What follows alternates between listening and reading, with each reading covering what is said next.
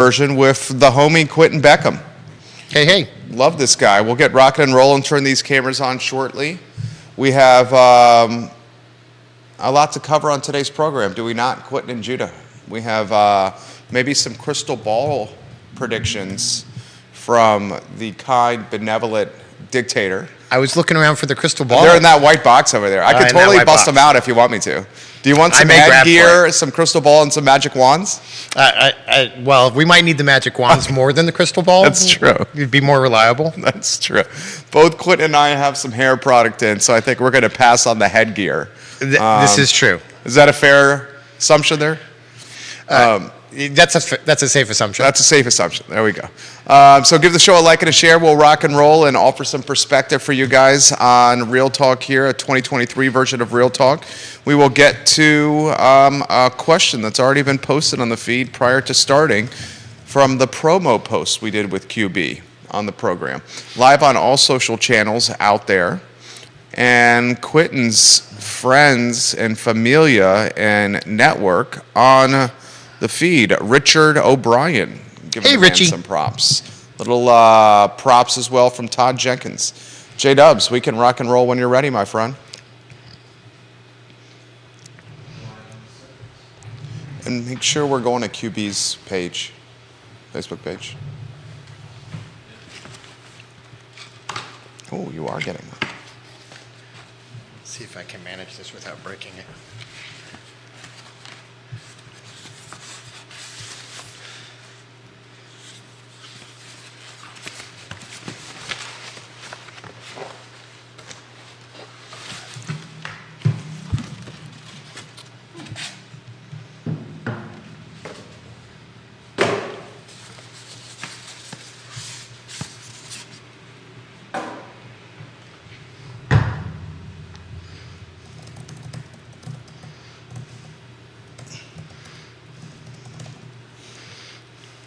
Good Friday morning, guys. My name is Jerry Miller, and welcome to Real Talk with Keith Smith. Thank you kindly for joining us. A pleasure to connect with you guys through Real Talk and the I Love Seville Network, thanks to the good people at Keller Williams Alliance, the good people at Closure Title and Settlement Company, who have swag on the set right here.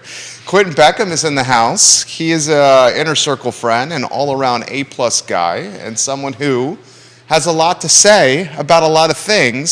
So he is a talk show host's dream in a lot of ways, because I don't have to pull things out of him. Not saying I have to with other folks, but perhaps I do. Judah Wickower is our director. This show is dynamic, where you, the viewer and listener, can offer perspective and ask questions and shape where the show goes. So join us with the discussion and share some thoughts and perspective in the feed. Judah Wickower is A-plus people as well. If you could go to the studio camera, and then we'll get Quentin Beckham in the house on a Friday morning. My friend, good morning. Good morning. How are you? I'm great. It's 2023. I know. How was your holiday? It was good. I got sick, as did most everybody. So had 4 or 5 days sort of being a couch potato and doing very little. How did you manage the sickness? You know, it manages you. You get tired, you fall asleep, you wake up, you do some things, you lay back on the sofa thinking, I'm just going to watch a little TV. And then you wake up and it's 2 p.m. and you're like, wow, I guess I should do dishes or laundry or something. Is Quentin Beckham binging any kind of shows that we should know about? Oh, gosh. So there's actually 2 shows I watch when I'm sick. Okay. And I watch them repetitively because I can fall asleep and wake up and know exactly where I'm at. Okay. And it's the entire Planet Earth series. Okay. Because I think it's fun to see the animals in all the different places. And way back in time, there was a Science Channel show called How It's Made. Okay. Because it helps me increase my knowledge of useless trivia that I can then pull out at a moment's notice. Will we see any of that useless trivia today on the talk show? You never know. Let's hope it's not all useless. But yeah, you might. Kevin Yancey says good morning to Quentin Beckham. Questions, as I've said, have come in prior to the show. Lisa Costello, welcome to the program. Lisa, we very much appreciate the support and the kind words you offer us on social media. All right, the first question that came in before the program even started was on inventory and how do we get more of it. So why don't we start with that one, and then we can springboard into any other discussion. Inventory is low. Inventory is low, and you know, if you're saying how do we get more of it in terms of short term, we're already seeing some come on the market. Inventory is growing, although that's more a result of an increased days on market, taking longer to sell. And you'll see our usual spring uptick in whatever fashion it's going to be this year. In terms of how we fix inventory, we need more construction. I know that sounds like I've been trumpeting that horn for 2 years, and that's only because it's been right and true for 2 years. And even before then, if you think back to when the market crashed, which is not what's happening now, but when you think back to when the market crashed, there was so much excess stock. There was a lot of homes that went into foreclosure. There were a lot of homes that got purchased as bad investments that never were occupied, and that made a glut of inventory, and that's when we saw that 24% price correction from back then. That's not going to happen now. So if you're thinking we're going to get inventory from changing economics or the recession, probably not to the degree that you believe you're going to get. If you go back in time, about 35% of all of the mortgages back when the market crashed were adjustable rate mortgages, so they were particularly susceptible to changes in the Fed rate and in the overall economics. And today that number is only 10%. In addition, we just got a really good jobs report, much to everybody's chagrin. They kind of was hoping it was not as good as they thought it. We actually want people to get laid off. Well, we don't personally. The Fed does. The Fed actually would like to see that come down a little bit. Yeah. But it's staying nice and steady and even. And so if you think about what's coming ahead, we still have increases in wages. There were a lot of new increases in minimum wage that just went into effect. And so you're seeing more income in the middle and lower income brackets, which is good. And we're seeing steady job availability. So I think the last time I looked, this number might be a few days old, there were 1.7 jobs available for every person that was looking. So there are jobs out there. And although we are seeing layoffs happen, they're happening in companies that never had the pandemic layoffs or maybe had pandemic hiring versus job growth, which is still happening in all of the places that saw a lot of job loss. Quinn Beckham, our friend Leah Elberson is watching. That was a great first take. Leah Elberson has this to say. And oftentimes, Lee Elberson is joining us in studio when QB is here as well. He says he's tremendously bummed not to be in studio with QB and me this morning, but he's going to be tuning in. And he said, I remember how it's made. I love that show. Oh, I'll ask a trivia question for Quentin regarding how it's made here very shortly. So why don't we give our friend Lee Elberson some props. So I did ask Lee if he could join me today. I did ask him at the 11th hour because honestly, time just got away from me and I was like, oh, I'm supposed to be on the show tomorrow. I wonder if I could have company. And did he have something going on? Maybe a tutoring session with Claiborne Education? You know, apparently he has a job. He has a job? He has a job other than just satisfying my needs for poker and drinking buddies and that sort of thing. And really importantly is he's researching cars. Oh, I didn't know that. And I'm sorry if I'm talking out of school. He's researching cars and we may go drive some cars together this weekend. Lee Elberson, is it going to be a new Jeep? I don't know what it's going to be. I think there's... Because he's a Jeep guy. It would not surprise me if there is the car that he wants and that is different from the car Alex wants. Okay, so Alex is getting what she wants then. That's Lee's beautiful wife. Well, okay, all right. Lee, join us in the conversation, my friend. Vanessa Parkhill, the Queen of Earlysville, is watching. Joyce Parks finds you absolutely hilarious and gave you the laugh emoji right there. Bill McChesney, the mayor of McIntyre, tuning into the program. All right, we'll ask this question for you. How do you characterize the economy right now? Complicated. Okay. I respect that. You know, typically speaking, when we've seen recessions, they have hit middle and lower income families harder than they've hit the upper 20% of the income bracket. And so what you saw is minimal losses and oftentimes gains in the upper 20%, hence some of the income inequality that we're seeing here, while as the middle 25 and the lower 25 saw the brunt of it. And so far, all of the numbers we're seeing is the opposite.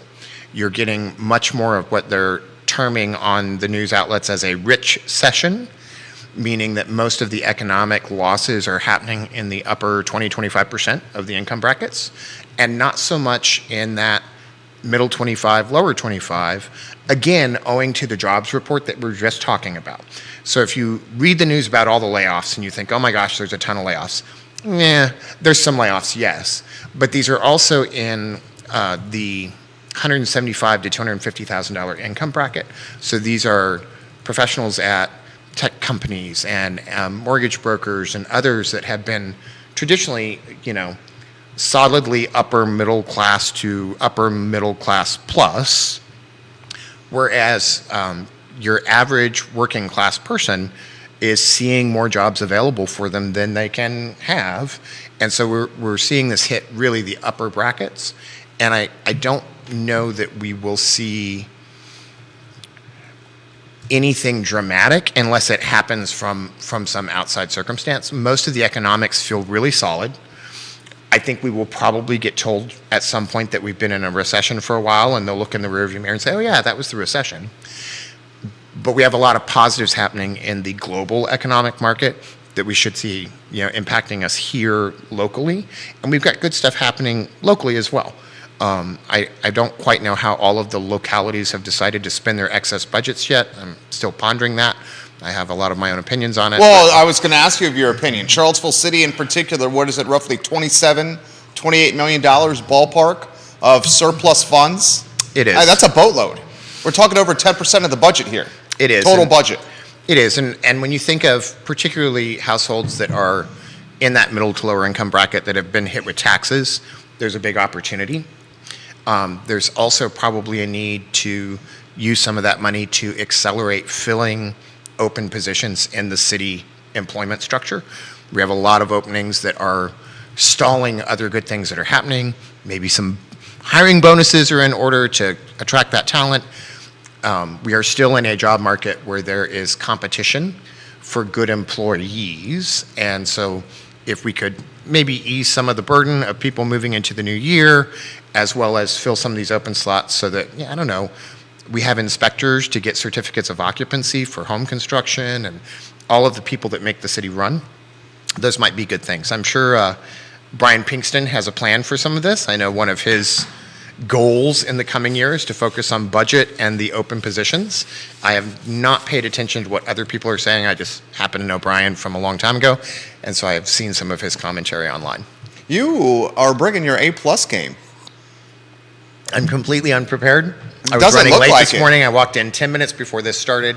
I am having coffee out of my closure, title, and settlement. Excellent.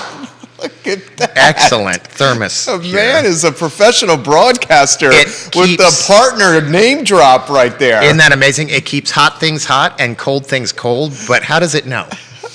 This is so good here. All right, Bill, we'll get to your comments here. Grayson, we'll get to your comments as well. I got a follow-up for Quentin Beckham. The trivia question has just come in via LinkedIn from Lee Elberson, which I'll get to in a matter of moments here. The show is in fuego right now. How do you characterize the economy locally? You gave us a macro national analysis. How about in Charlottesville and Central Virginia? We're seeing Because he owns a lot of companies. Very humbly and very down low and very behind the scenes, this guy is a major player, not in a lot of different spaces of business. exaggerates. How many companies do you own? He exaggerates. I'm not exaggerating. I really do know this. So I think what we're seeing here is sort of the yin and yang. So we still have some issues to deal with, but we've had a lot of return to retail growth. We're having people going to restaurants again. Those restaurants and those stores are hiring and seeking to hire. We're still seeing small businesses go out of business, but the pace has slowed down, and a lot of the tried and true ones are seeing a pickup and a return to a more normal sort of retail experience. In addition, we're having the same positive employment circumstances where there are more jobs out there than we have employees for, and this is good. We want that middle class bracket to be propped up. You've heard me say it before, and it's still true. 65 to 70% of the American economy, and this includes our local economy, is retail. It's middle class people who can be consumers. If you make $500,000 a year, you still only need so many pairs of jeans. I might buy a really expensive car, but I only buy one. And what we really need is we need all of the middle class to be able to participate in the local economy, in retail and in service industry, and that is what drives all of our economy for taxes and growth and opportunity. Does the restaurant closings concern you? There have been a lot of them. You know, we've always had such an excess per capita of restaurants that although I wish they hadn't closed, it does not surprise me because we would think of those as being a fragile investment in this town. And honestly, most restaurants don't make it past year number 3 anyway. And we've probably experienced sort of the 20-year sweet spot of having lots of restaurant growth and lots of restaurants available and lots of people using them. And what we're doing now is moving into a more normal environment like other cities have, where you can't have 105 restaurants per capita, per 1,000 people, because that's not enough people to support them. And even though we've moved out of the pandemic restrictions and we do have people going out, there's a lot more, anecdotally, people are being a lot more conservative about how they're spending their money and where they're going. And they settled in and bought homes where they could be at home more, and they're doing that. And that's probably a good thing for most families to do while we figure out what's going to happen in the next quarter to 6 months. Nikki Chambliss, giving you props. Hey, Nikki. Nikki, Happy New Year. Let's see here. You're getting a lot of props from a lot of people. You're getting props as well from Leslie Frazier. Leslie. Stephen, we will get to your comments here in a matter of moments. Before we do, let me get to this one from Grayson. Does Quinton have concern for the folks that purchased far from Charlottesville City, and as Jerry says, the place or epicenter of employment, and the real estate values potentially dropping in the outer county areas? So that's really 3 questions. So the first question is, if you purchased a house that was far away because your job was portable and you could work from home, what are the odds of that changing? And the odds are probably 50-50. The return to office, the return to work movement has gained some speed. Definitely. And people are really feeling that. But there's also a lot of opportunity in small businesses and in larger ones to really realize financial gains by allowing people to continue to work from home. So it's a little bit of a mixed bag, and I think it depends on what job you had, what was the agreement, and how did you move to home work, and what does that work from home look like for you? So there's opportunity for that to change. And if so, and you're too far away, what's that going to look like? The salient piece of that being, is it office 5 days a week or is it 2 days a week? If you were able to work successfully from home during the pandemic, what's changing now? And is that motivated by your employer or is that motivated by you? Because there's still every study in the world that says remote work reduces your chance of advancement. So I think it depends on where you're at in that. The second question in that was... I agree with that. The second question in that was, let's suppose they have to move. Are they going to be able to sell their home at an adequate value, or are they going to be underwater? And the vast majority of homes are not underwater. And if they are, they're not underwater by much.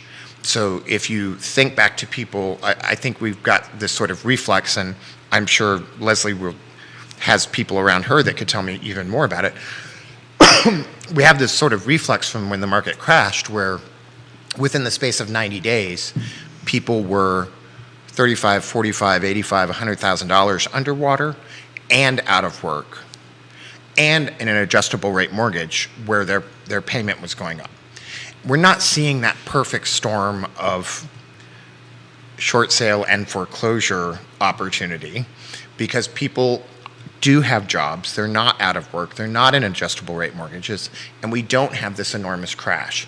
So if you're looking at the 90-day data, housing prices on average across the nation, and I don't have it here locally, are down 2 to 4%. 2 to 4% can be a lot if you bought a $500,000 home, but it's still 2 to 4% down based on being 34% higher than it was in 2020. So really there's this sort of bell curve of, did I buy at the top of the market and I'm going to get screwed? That was a really sharp peak, Mount Everest style, when the market crashed, and we're seeing a much gentler bell curve in this. We don't have prices dropping out left and right now. So we've talked about inventory, and we started the show with how do we get more inventory, meaning, hey, people really want to buy houses and they don't have any choices. That also means that that's propping up some of the prices. It's giving a strong value to the houses that do come on the market. But because of the reduced buyer activity and the higher mortgage rates, sellers are having to do some negotiating, and there's a lot more seller concession. If you look in the last quarter of data from across the country, 41% of homes that sold had some sort of seller concession. And that is the highest ever, I believe, from the time that data has been tracked. That usually runs somewhere in the 28 to 35% range over the last decade. So it's a lot more sellers that are realizing that to move their home in this market, they have to make it attractive. They have to put some window dressing on it. But they still have a very strong value because how many homes are on? We're starting to see some of our early markets, it's still winter, but we're seeing some of our early market homes come on in the local area. You're seeing several new listings come on in Charlottesville and around the county. Good, solid listings that are not enormously expensive in comparison to what we've been through the last 2 years. And so I think as we go through all of that, there's a lot of opportunity for people that maybe made a pandemic choice to either make that choice continue to be valuable for them or move that forward in a way that is successful and lets them continue to work where they're employed and maybe move closer. The trick here being putting your house on the market doesn't mean you have 5 options for what to buy if you're wanting to stay in Central Virginia necessarily. And so if you have moved out of town and you're experiencing problems, find a trusted real estate agent and a counselor, and let's talk through that. Let's give Neil Williamson some props, the president of the Free Enterprise Forum, watching the program here. I do love me some Neil. So do I. If I'm going to belly up to a bar, I'd like Beckham on one side and Williamson on the other side over there, and the conversation would be free-flowing. Jason Howard, we'll get to your question here on leases, and it's a good one because this man does a lot of commercial and business brokerage, and he's a well-connected individual. Before we get to this question, Jason Howard, I have a question for the benevolent dictator himself. Has it shifted yet to a buyer's market? No. So we're not in a shift yet? No. Is it a balanced market, or is it still a seller's market? But remember, when you're a small orphan child living on the street, even a bad foster home feels good. And so, the pendulum is swinging back towards the middle, but it's not there yet. So it's a seller's market? It is still a seller's market. Wow, okay. But all of the economics are changing, and I think some of the old ways that we think about it and the old terms that we use are not effective anymore. Okay. Because they're too What's that mean? It means we've bumped the Fed rate by a lot in a short period of time, and we still have a strong jobs report. That lever is not working as predicted. So we're still seeing consumers spend money. And yes, some of that is from savings, but it hasn't backed off. And the whole point of what the Fed was doing was to pump the brakes, slow down the spending, which should, in theory, slow down the number of jobs available, which should, in theory, slow down the wage increases and cool the economy. And none of that's happened. And so I think using that as a bellwether, some of those same things apply to the housing market we're in. So we used to say 6 months of inventory was the balance between buyers and sellers, but that 6 months was based on a consistent number of buyers being out there, and maybe 6 months isn't the line anymore. Maybe it's 3 months, maybe it's 4 months, maybe it depends on a price point, maybe it depends on the kind of house that you're selling. So it is still a seller's market in terms of the fact that there are not enough homes on the market to really overwhelm the number of buyers that are out there. Think of it like the jobs report. 1.7 jobs per person looking for work. Maybe there's 1.7 buyers per house on the market, 2 buyers per house. And that is more telling for what kind of deal you're going to get than this months of inventory equation. Eventually the months of inventory will catch up, but if you're talking and needing to sell a house in the next 6 months, it may not get there to where your reality is matching the numbers.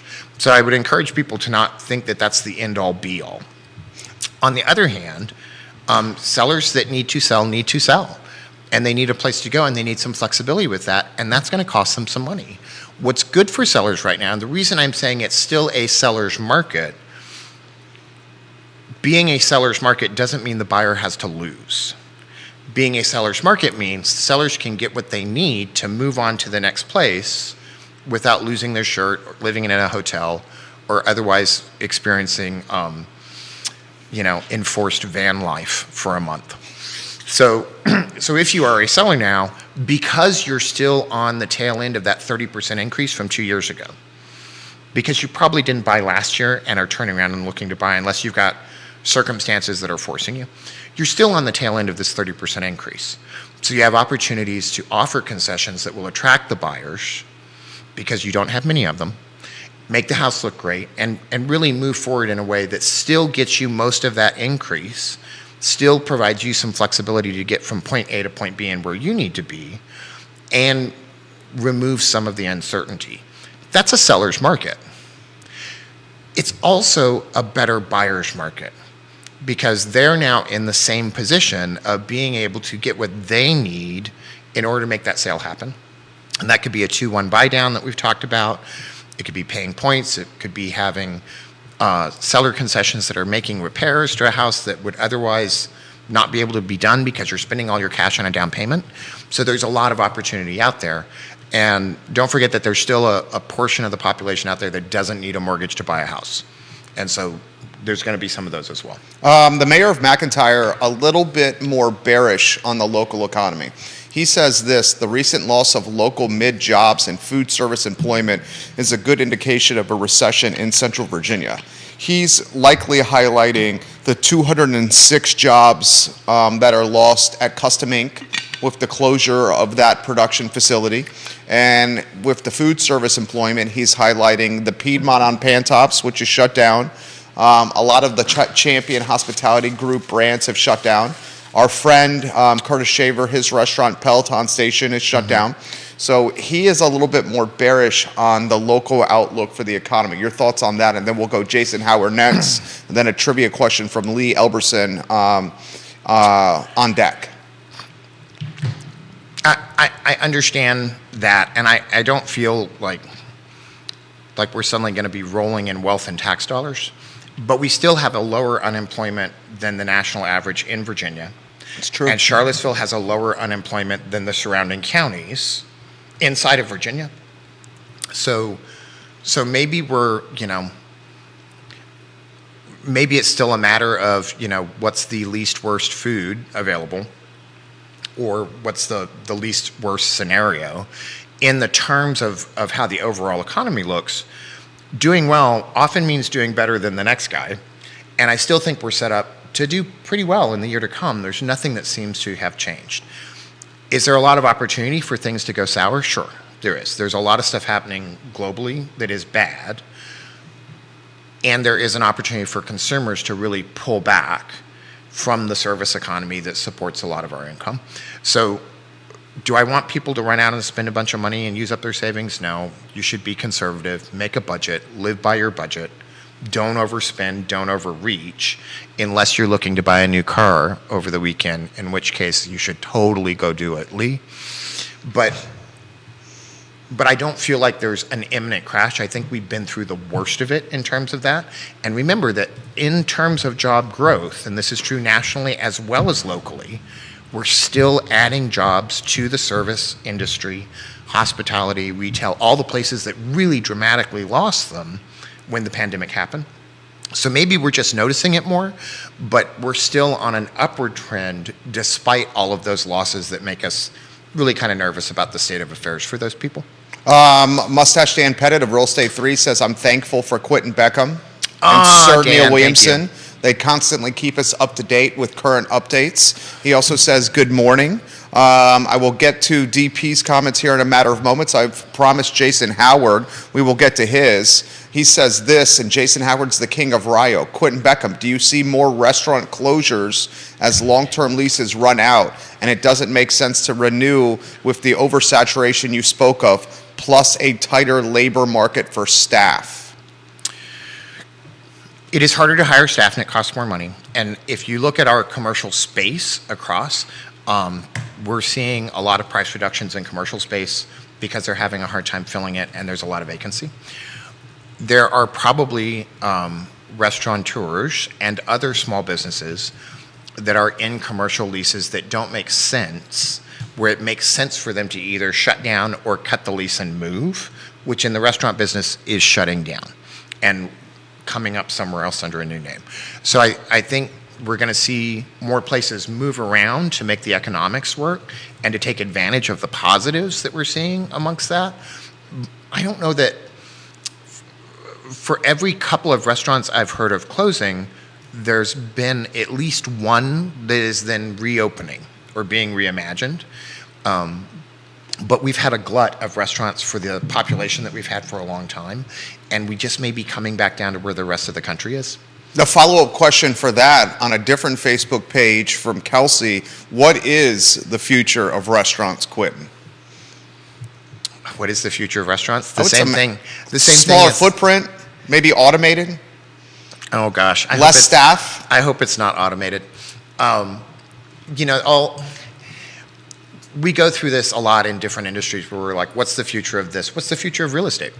And I'm going to use real estate as an example, because that's what I'm supposed to be talking about, although I seem to talk about everything else.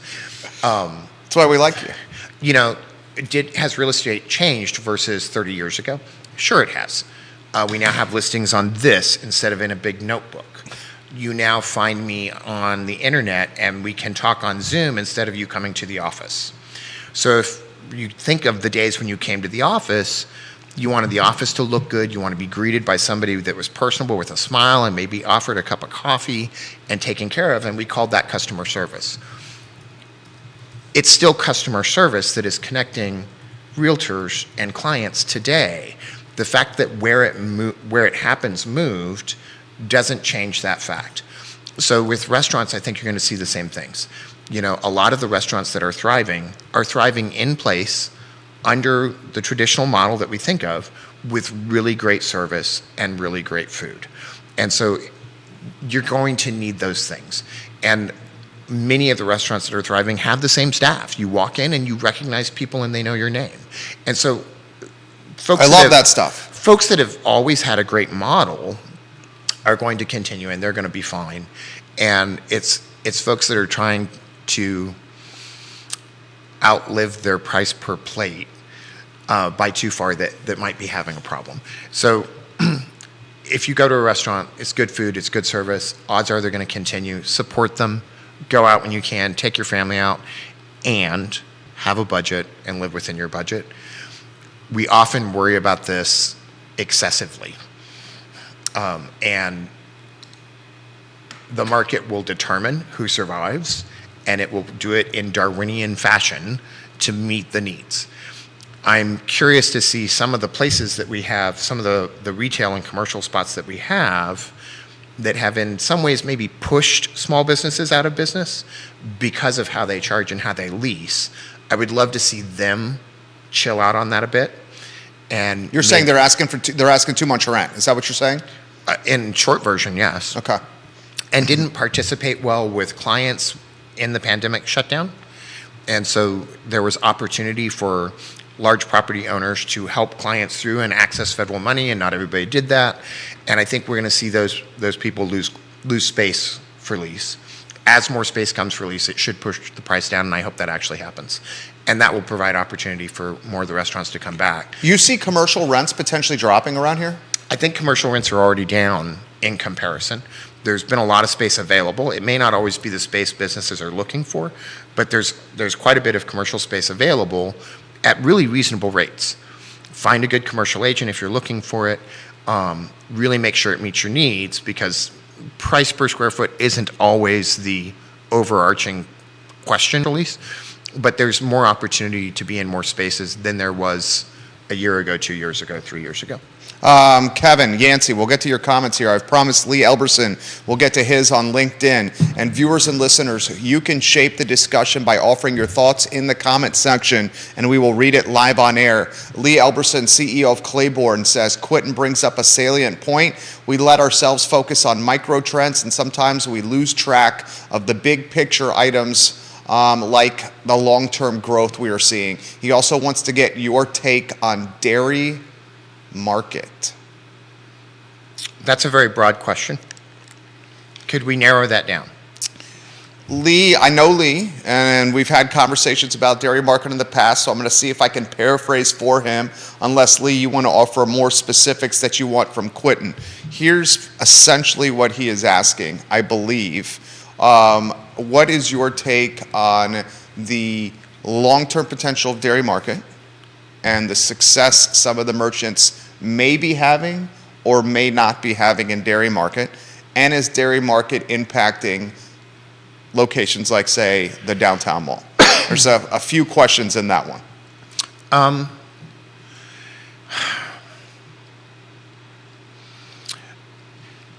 Dairy market has really great potential for a particular niche. And I'm not so sure that they haven't overestimated that niche. Ooh, what does that mean? So who's most likely to have food and drink at dairy market? Well, I think people like you and I, and or students. And or students. Yeah. You know, dairy market gets... It's not cheap. It gets characterized a lot as an upscale food court. I'd say that's a fair description. You can walk Elevated in food court? There's ice cream, there's a nice bar, there's a variety of places. There's a big restaurant off to the side, and there's some retail. And it just feels less accessible to people than a lot of other places I've seen. So if all of this, if the office space above and behind, if the apartments behind, if everything fills up where this then becomes easy walking distance and the price points remain reasonable, I think they've got a really good chance to do well. They had the misfortune of having the worst timing in terms of opening Right at for COVID. what happened economically. And so I don't know that anybody really knows what dairy market can and can't do. And we may be figuring that out over the next year. I think you've touched on this. He says, what does Quinton think dairy markets, restaurant vendors will look like in the next year? And we will stipulate this. Both QB and I patronize dairy market. We enjoy the cocktails at the Milkman Bar. I love the beer at Star Hill. I love Dino. For those that don't know, it is expensive to rent a stall at dairy market. It's a lot of money, yeah. It's a lot of money. What do you think the vendors will look like in the next year at DM from Elberson? You know, that's hard to say. I think when you look at, I'm trying to think of a good way to say this. When I was in California, one of my favorite teenage restaurants was Wiener Schnitzel. Okay. They had the best chili cheese dogs a teenager could want. And you paid 99 cents for 3 chili cheese dogs, and your expectation of the food quality was mitigated by the 99 cents. This was very different from than if you went to a place in LA like Ruth Chris or Patina or one of the places where it was $150 a plate. Your expectations changed. There is a potential for a mismatch between dairy market's rent expectations and the vendors that are in there and their client expectations. So if you are in dairy market selling ice cream, what does that scoop of ice cream have to cost to make that price per square foot work out for that vendor so that they stay viable? I think Stonefield has seen some similar issues. We know several restaurants that have struggled there, that have closed, that have switched hands repetitively, because renting commercial space is really just investing in an income per square foot. And if you can't make that income higher than the lease rate, you're screwed.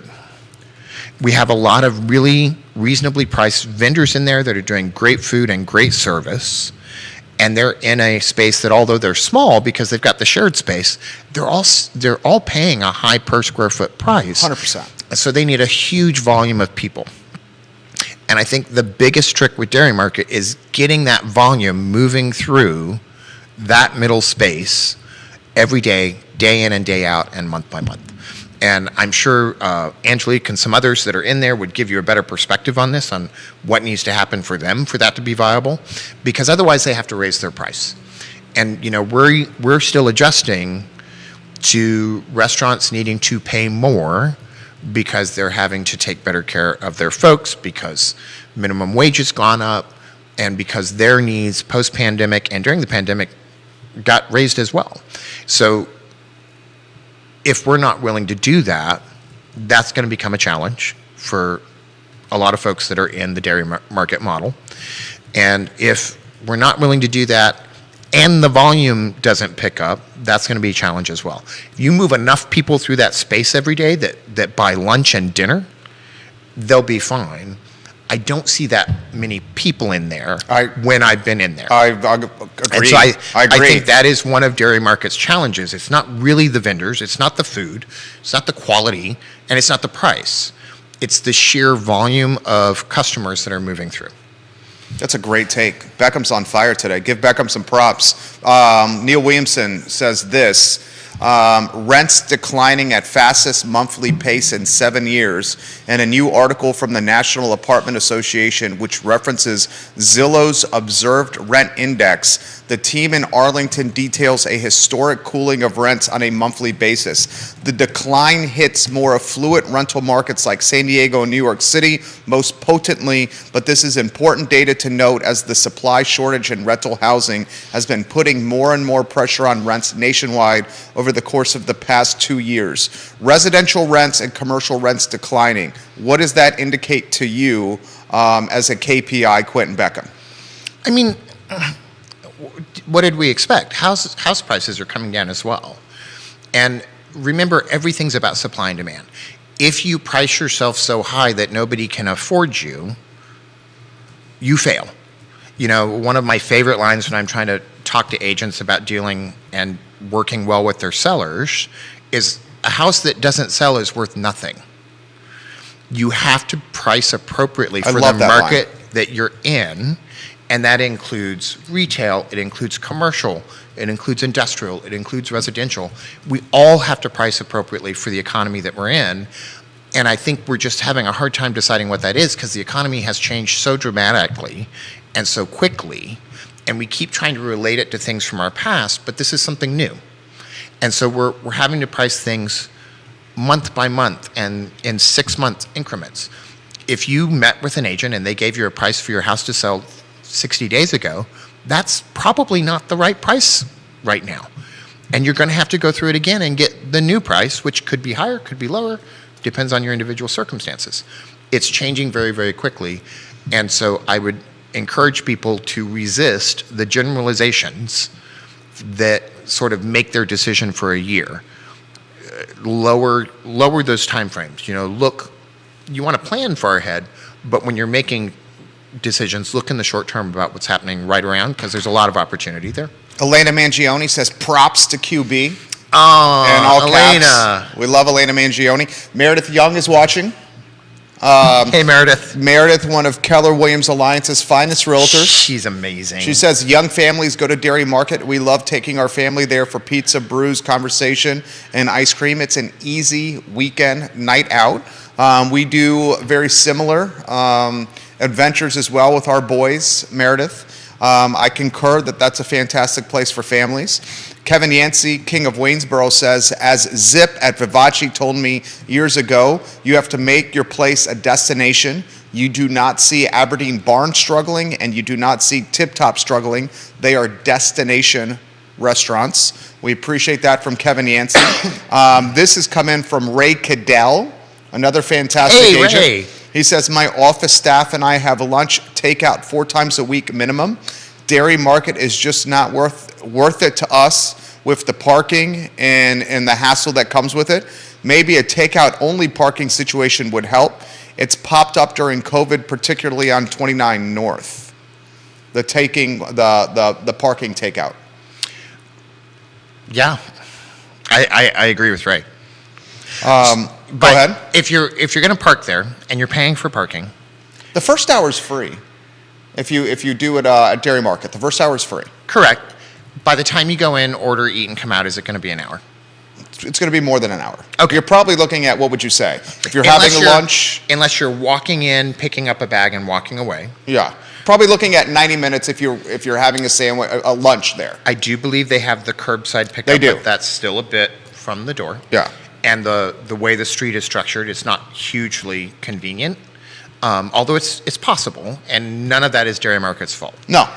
I still go back to, you're renting the square footage, and you've got to be making more money than what that rent is.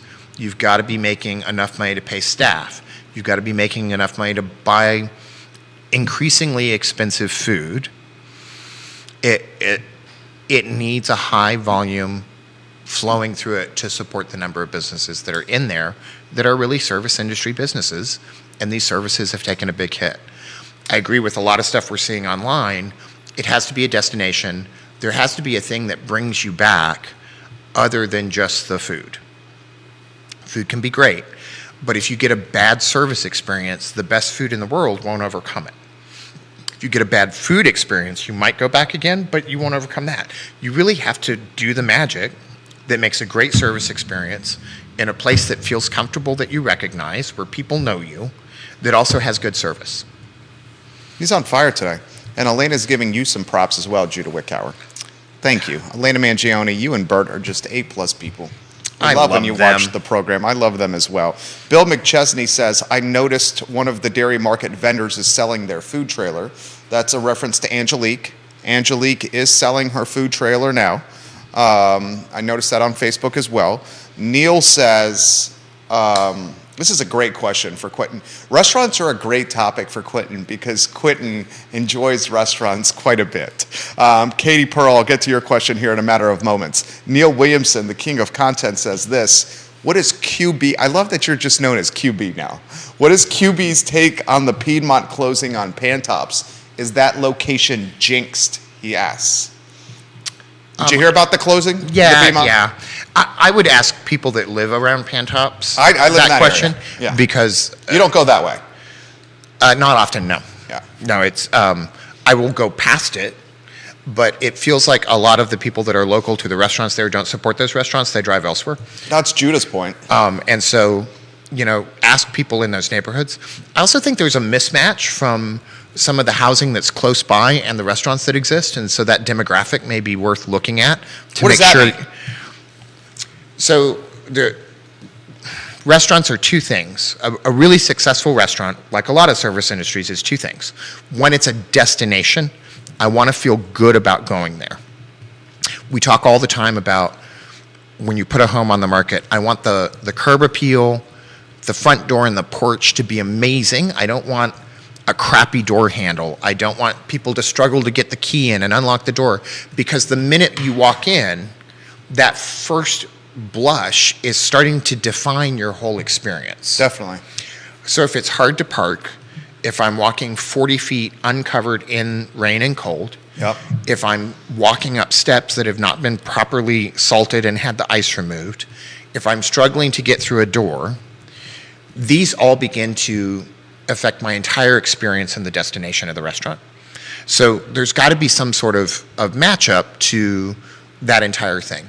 If you think of good service experiences, it's helping somebody live in a story where they already know the ending.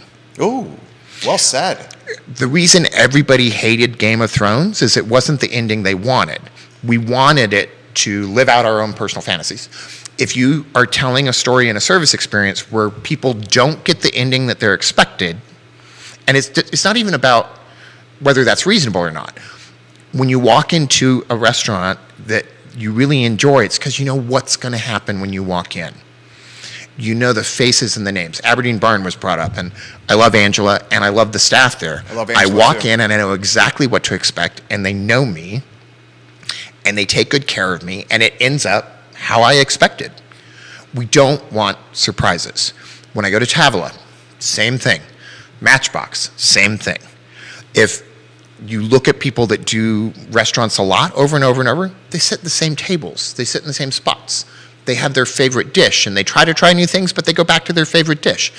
You're creating a whole story around this experience, and you have to have great service, and you have to have great food, but you also have to have an ending that everybody expects. And so anytime you deviate from that story, whether it's bad parking, whether it's parking you pay for, whether it's a delay, you start to lose clientele. I think the issue in Pantops has been a mismatch between the story that the clientele are expecting and the one that they're actually getting. Dude's on fire today. Katie Pearl, KTP, the queen of... I love Katie. Oh, KTP's the best, the queen of Whitehall. She's got a moniker. She says, I agree that the process of driving there, parking, and getting the strollers out of the car at Dairy Market and walking in just feels like a little bit of a hassle unless I literally have nothing else to do that day. That's KTP. This comment's come in, and this is an interesting one.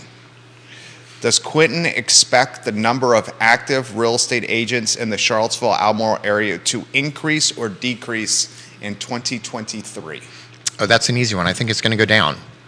I think across the country it's going to go down, and I think in Virginia it's going to go down, and in Charlottesville it's going to go down, much as the way when the market was accelerating, I would have told you it was going to go up.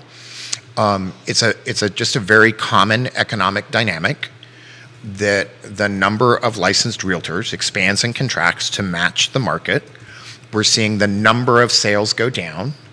I don't think that means it's a crash, but we've been living in this really accelerated market where we've attracted a lot of people in, and not everybody's going to continue because it doesn't work for them. And that's okay. That's what's supposed to happen. So I would expect the number of agents to go down. I would also tell you, don't expect it to be the agent that's been in it for 10 or 20 years.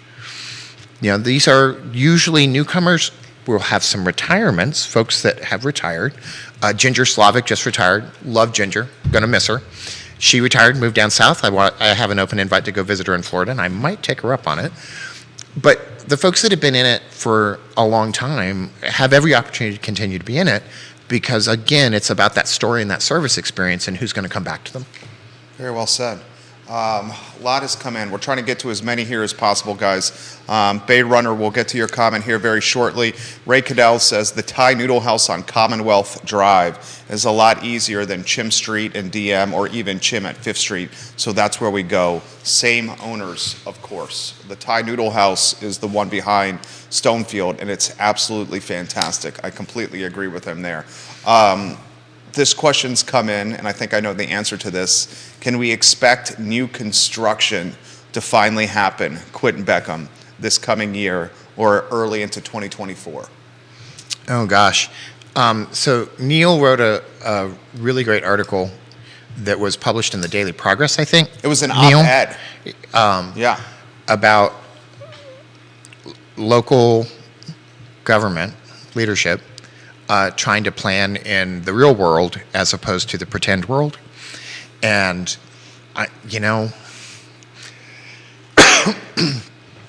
it depends on so many things. But the first thing it depends on is, do we make it possible? You know, if you want to have a really great show, you have to have a stage, and somebody's got to set the stage. And right now we have a very small stage that's not set very well.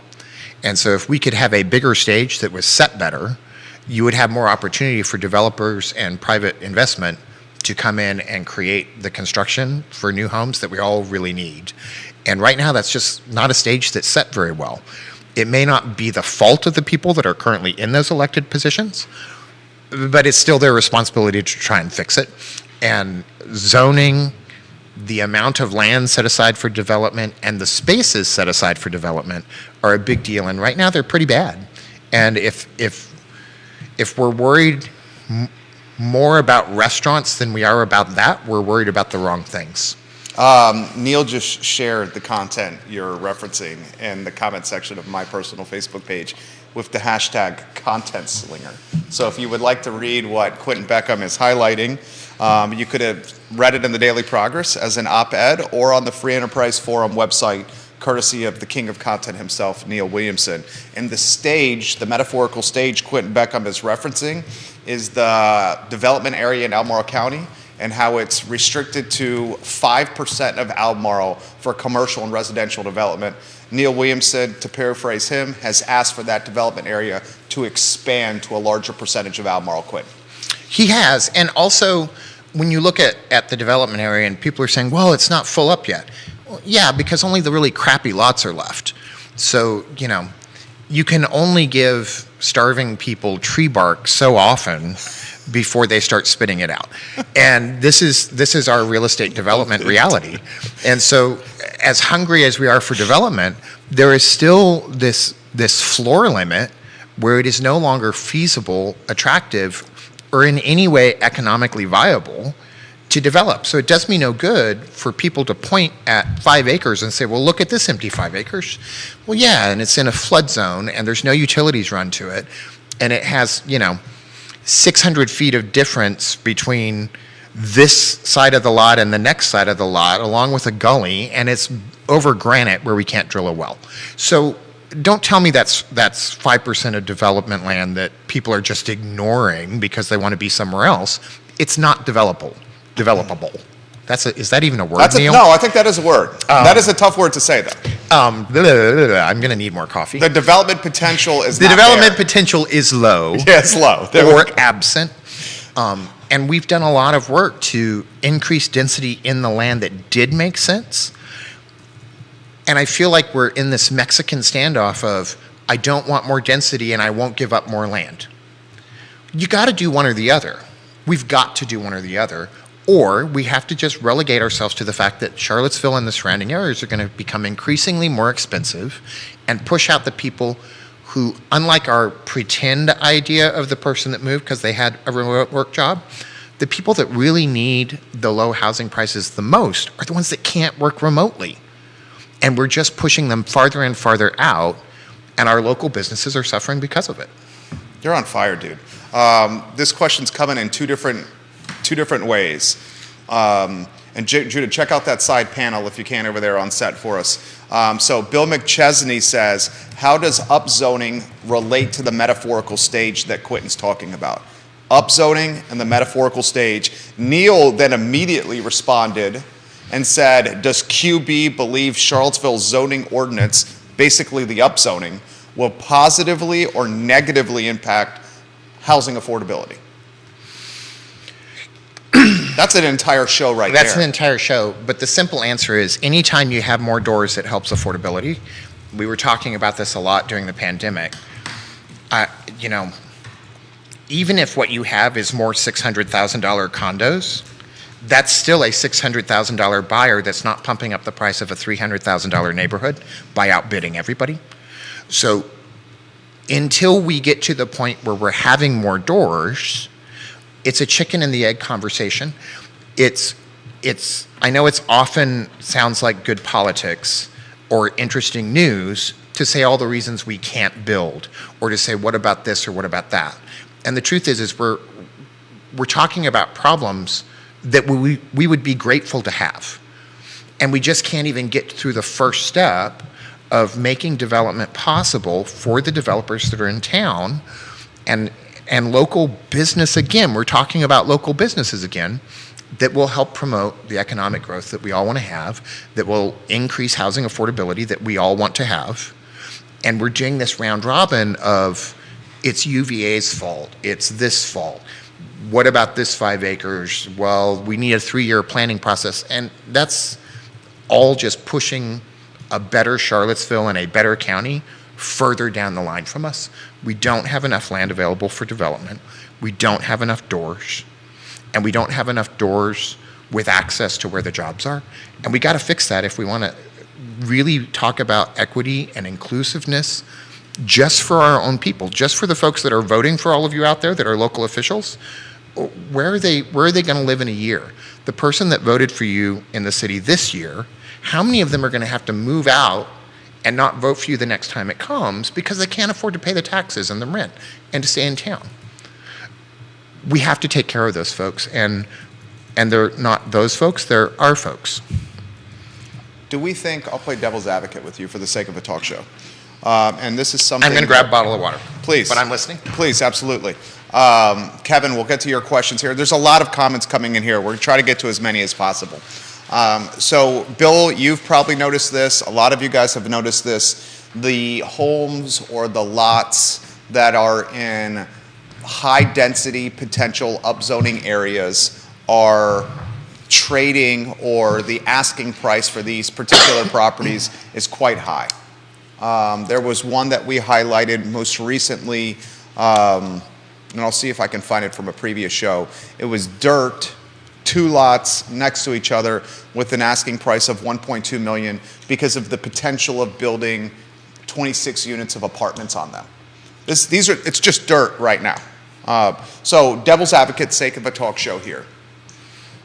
Is the upzoning not the foundation for capitalistic speculation and or investing, which is then driving up the cost of comparable real estate around the speculation that's happening? I think a better question is, are our local developers evil and or dumb? And I know many of them, and they're not. They're neither of those things. So getting 26 houses, doors, on a $1.2 million lot is less money per chunk of land than the single-family homes that you have right now. It's a better return on tax revenue for the city, which maybe could result in lower property tax percentages, because we have pretty expensive property tax by and large. It's not horrible, big time, but it's not cheap. We're in the upper echelon there. And the whole time we're having this worrisome conversation, we're not adding doors. And so I just feel like we're being our own worst enemies because we're finding so many excuses instead of just biting the bullet. Let's try it on one piece of land and see what happens. Why don't we just let it happen and let people move in and let the economics of it rule? The developers will not jump into something that's not going to work. Okay. And I would wager you see some small builders that don't survive the next 2 years. I think that's happening now. Because any cost we're worried about for individual buyers, for the developers, it's much greater. No doubt. And then they have to try and pass that on in a market with very few buyers. And I don't think that's going to be an easy reality for them. And, I really want the developers to succeed, not just because I know many of them and I like them and they're good humans, but also because until they do, we're not going to have more housing. We're not going to have more housing. Yeah. And our very first question on the show was, how do we get more houses? The lots I'm mentioning are at 105 and 107 Piedmont Avenue. Mm-hmm. Less than, it's 0.69 acres. I saw another one that was, it's got a house on it, but it is by rights 6 units instead of a single family, and up to, I want to say 24 with a special use permit, and it's listed for $350.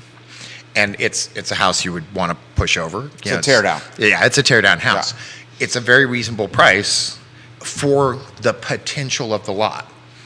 And we need to start investing in potential because we don't have a lot of it left. We're landlocked and there's not enough dirt left. Yeah. How does it impact though? How would these transactions, if they trade at these price points, impact comps in that respective neighborhood? How would they impact tax assessments and the carrying costs of owning the real estate next to these speculated properties that traded at high dollars? So this is why I have a crystal ball. Oh, can we go to the crystal ball camera, Judah? I have a crystal ball so that you can, I can read exactly what's going to happen. You're looking very sinister with that crystal ball. It does. It feels a little like $6 million. Austin Powers reference. I don't know how every individual lot we were just talking about will play out in the neighborhood because there's a lot of factors to that. What we do know from watching cities across the country that increase density is that the overall municipality income through taxes goes up, traffic congestion goes down, infrastructure becomes cheaper, and the individual per capita tax load remains the same or drops. I have no reason to believe that that wouldn't be the same story for us over the long term, but we're never going to know unless we get there. And we're never going to have more doors unless we try. So I feel like a lot of the things that we talk about that stop us is just crap. It's just worrying about things that don't exist yet. Let's worry about traffic after we can house the 45 people that work here in the city, because all the world says, and I grew up in LA where sprawl just created the traffic that is Southern California, the more we spread people out, the worse it is. because they're still all trying to get into their jobs here, unless they're working remotely. Hopefully that'll help some. And increased density, like should have happened over by Belvedere, actually doesn't increase traffic. It's making people live farther and drive in individually that does. Good stuff from Quentin Beckham today. It also entrenches poverty, but that's a different story and a whole nother show. That's a completely different show. This question's come in for you. Get Quentin's take on the percentage of townhomes that will be built versus detached in 2023 and 2024 due to many factors besides land costs for developers and builders. Say that one more time. The question is this, and Dan is a big townhome proponent. Will we see more townhome new construction because the dirt is getting expensive, cost of goods and labor are expensive to construct houses? Will we see the developers head to a townhome model or townhome-centric model over the next 2 years to create affordability for buyers? I think we've already had developers that have tried to move into mixed density developments where they've got single-family townhomes and condos, and they've been stopped by the local zoning government, the local government zoning and planning commissions and those folks. So yes, I would like to see that, and I think we should see that.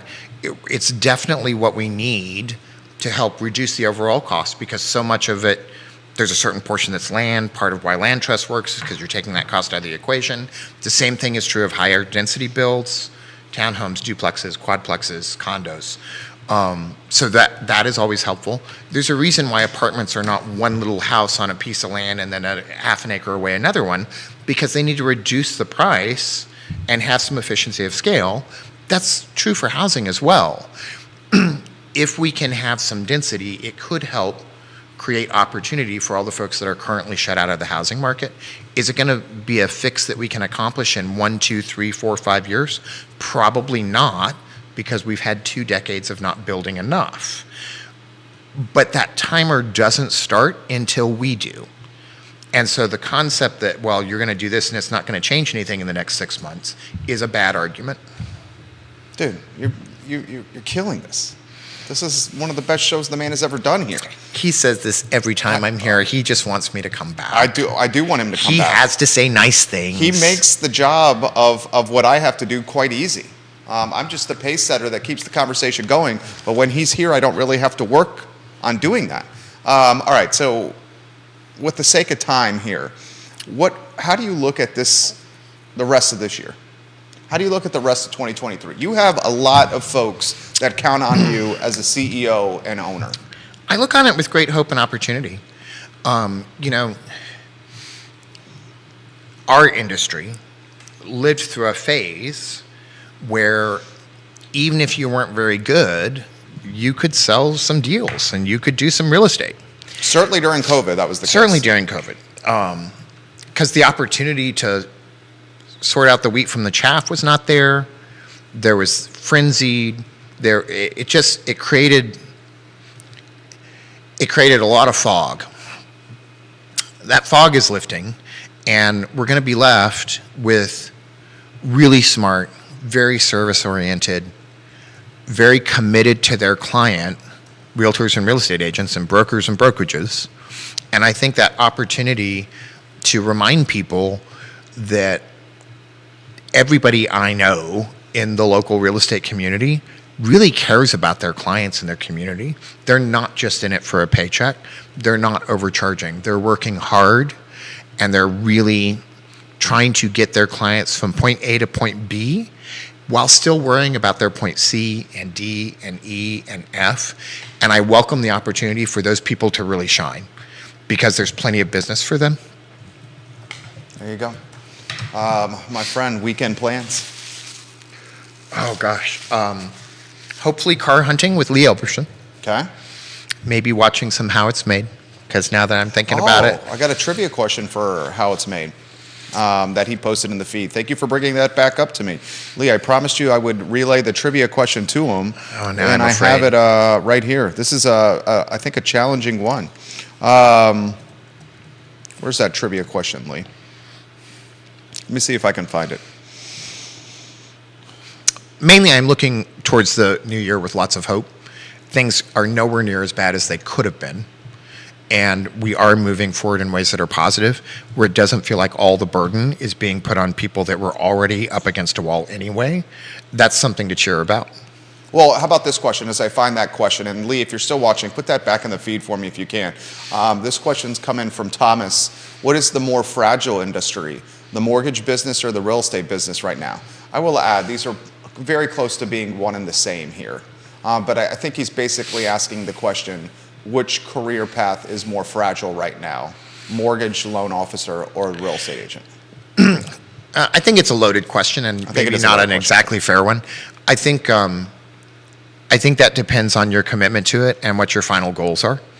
You know, there's a lot of ways to argue both sides of that equation, but if you are really committed to your clientele, to being the best, giving professional, focused, knowledgeable service to your clients, and remembering that the job is 80% service, 20% sales, you're gonna be fine.